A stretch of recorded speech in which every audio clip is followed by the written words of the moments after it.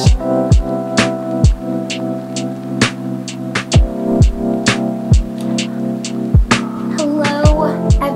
welcome back to my channel. Please like, subscribe, do the thing over there if you would like to continue getting videos from me where I come into your life and just spread, you know, some good vibes, positivity, information, knowledge, experiences, all the things that I like to talk about. Basically, if you just want me in your face, in your ear, hey, subscribe.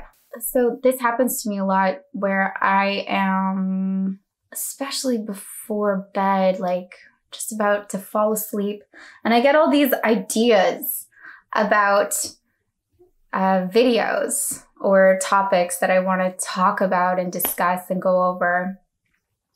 And then sometimes I will like turn on the light. I'm like, okay. Turn on the light, and I go to the notebook and I write it down. And then the next day I think about making a video and I'm like, you know, today isn't a good day for it.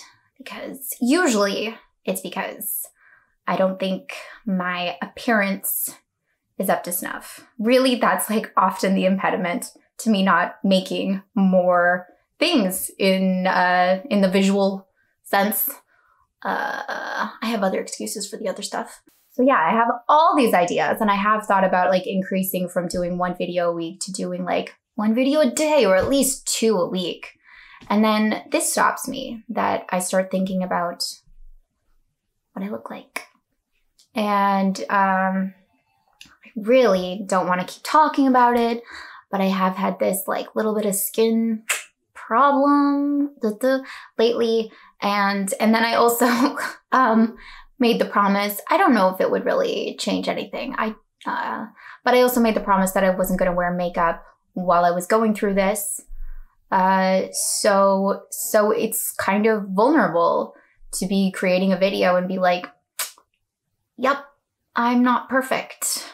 It is vastly better, but there's like been a little bit of a flare up this past week. And so, you know, I've kept saying, let's let it get better. Like, no, let's not do anything until we're 100%. Or let's not do anything until we look right, in order to like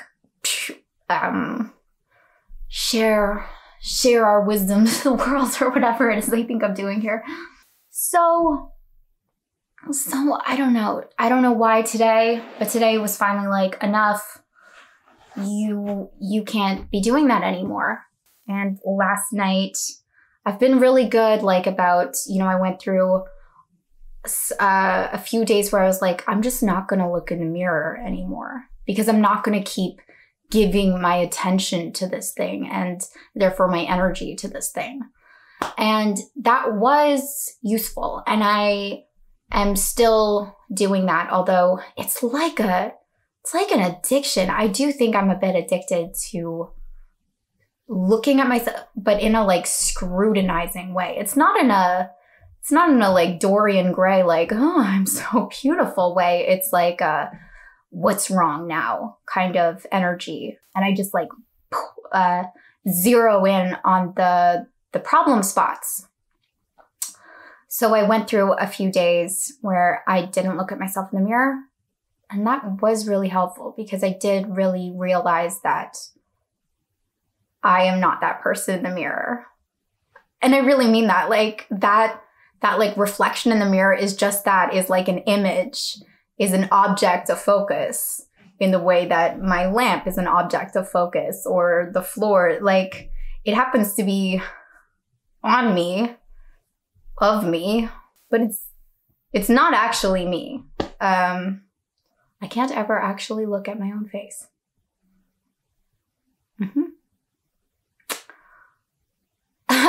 So, bit of an existential crisis there. A good one. A good crisis. Not a crisis. Just like a really great experiment that I actually think everyone should try. And I want to keep doing that. But then, you know, I kind of like slipped back into it. And last night, I I haven't been looking at myself and I haven't been talking about it. And then finally last night with my parents, you know, I started talking about it. And I felt sorry for myself. And it was there. It was like, oh yeah. And expressing it just in like this short little burst, it's much less than it was when this first started. It's much less that like self-pitying than basically how I've lived most of my life. So this was just like a little speck of it. But it did feel so satisfying in that moment, you know, to be like, oh yeah, here we are again. That's right. That's right. And we really do get, talking about addiction, we really do get addicted to just states of being, you know, like emotions. So in the last video, I was kind of talking about identity and how we get our identity from what came before. And a lot of the times, like what makes a mark on a memory or a what came before, what makes like one significant event stand out from all the rest is the intensity of emotion associated with it. And so like emotions become like this super glue that put together our identities. And in that way, like we really need the emotion to keep giving us a sense of self.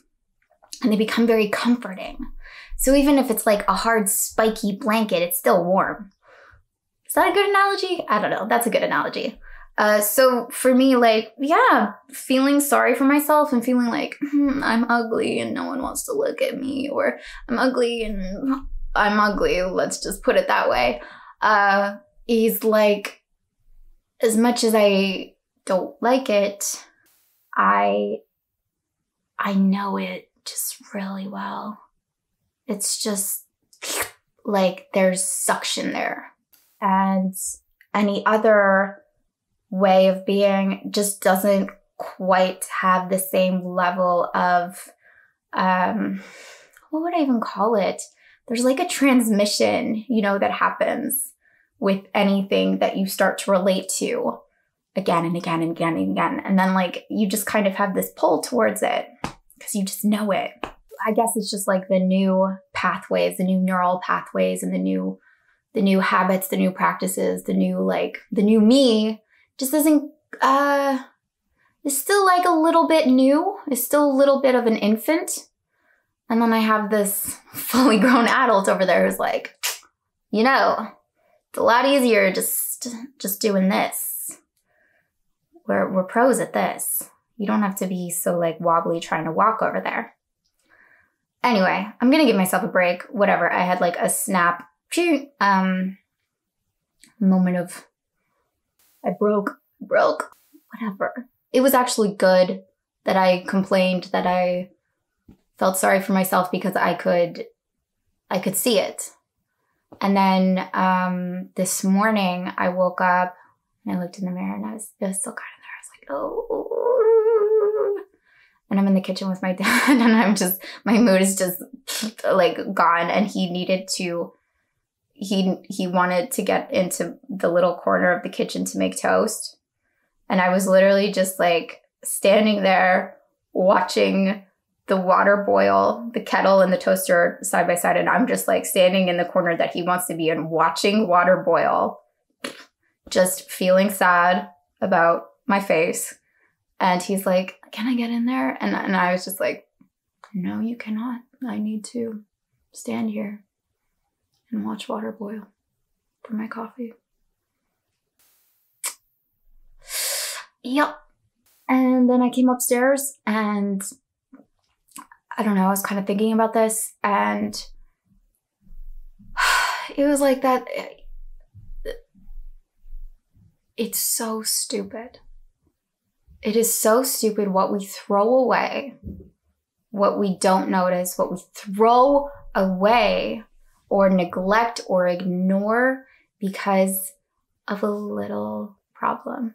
And in a way, this is like the perfect symbolic representation of this.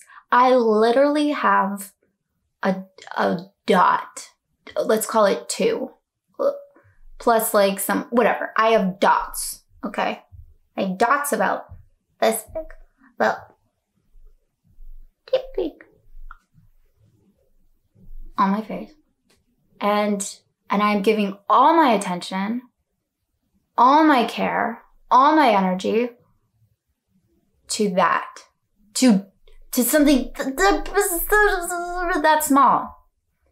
When there's this whole big world around me, full of abundance and joy and excitement, and it's fall, and I'm in Montreal, and there's like, I have love and family and support and friends and creativity and books and movies and plays, and there's so much. Like, life is so full, and I'm giving everything away to just being miserable about that. And that's what people tend to do. We focus on the problems. We focus on what isn't what we want, and we completely ignore everything that's working well. And part of this makes sense. Talking about stress, I'm sure lots of you know this at this point, like, stress is basically just survival hormones kicking in from prehistoric time. I don't know, whatever. We feel stress, we feel danger in a certain situation. And then because of that, our attention narrows because we have to focus on the thing that might kill us in that moment. And that spikes all kinds of hormones, adrenal glands, so that then we have the energy and the capacity to run away from whatever might kill us. And nowadays, things aren't going to kill us, but we just stay in those elevated states of stress throughout the day. And we never, because the threat is never gone, because it can't really be gone in our society, because they're like, continues to spring up. And because actually our state of being stays the same, we continue to perceive things from that narrow point of focus. And it being so narrow, in a way, perpetuates the state of stress. Does that make sense? So focusing on problems is a natural way that many humans have evolved to be. However, it keeps you stuck there. And the second that you can like, okay, let's just expand a little bit. Let's just like, let's get some perspective. Let's blow it up a little bit and actually look at the bigger picture. Look at like, okay. Really? Let's look at life for a second. Then you actually see the size of your problem. And maybe you also see that the problem isn't even a problem. Oftentimes the problem isn't even a problem, it's a solution, or it's just it's not, we categorize it as a problem, but it's not. It's just an event in life. And nothing is either good or bad. It's just events happening in life. And we get to decide exactly what it means and exactly what we're going to do with it and exactly how it might be helping us or hindering us. So, yeah. So I'm getting myself on camera, and I'm also going to commit to doing this more often. And I also want to stop needing to have the perfect topic or the perfect thing to say. Because part of the reason why I stay up late, think about okay, what am I going to make the next video on? Is that I think I need to prepare, or I think that I need to have some kind of thesis statement that I can share to you all. And what that has me do is it has me store up these nuggets, okay. It has me prepare in advance, formulate an idea, and then just barf it onto you, which is fine. But I'm trying to practice something where I just give up having opinions and I give up thinking in a certain way. I give up, I want to give up knowing about and just actually trust that whatever needs to be said, when it needs to be said, is going to be there. So I don't have to formulate anything. And kind of perfectly, this is pretty much how this has gone. I didn't think I would say any of this, but hey, I don't know why, but this is what I said. So, and wouldn't that be an easier way to be in the world? Then I wouldn't have to worry about getting in front of a camera because I can just trust that for whatever reason, this is what needs to be said at this moment in time. And then I actually like get to have fun with this and look forward to it because I get to be as surprised as all of you. All right. I'm going to go to Atwater Market today. And I'm excited about that because I'm out of this mushroom coffee that I've really been enjoying. I've talked to so many people about this mushroom coffee. Maybe this mushroom coffee wants to sponsor me. It's called Mush Up, and it's coffee beans, but like roasted in mushrooms, medicinal mushrooms, not just like oyster mushrooms. Although, hey, maybe that's a thing too. And that's about it. Okay. I love you. Be well. And I'll see you next time. Bye.